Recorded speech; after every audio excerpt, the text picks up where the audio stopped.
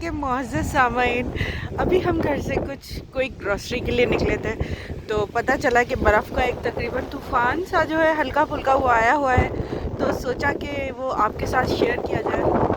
ये देखें, शायद हेडलाइट्स के पास आप देख सकते हो बहुत तेज़ है और इस वक्त हमारा मज़ीद जमा होने के मूड में है।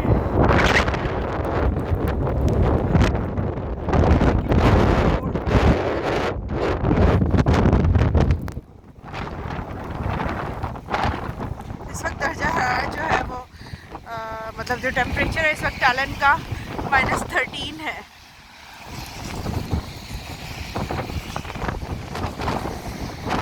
आई होप यहाँ से आप क्लियरली उसको व्यू कर सकते हैं।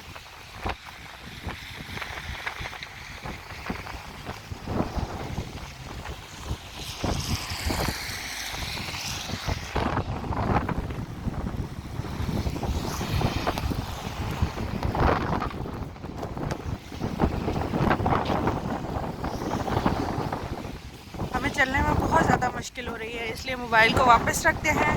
मिलते हैं अगले व्लॉग में, तब तक अपना ख्याल रखिएगा। अल्लाह हाफ़िज़।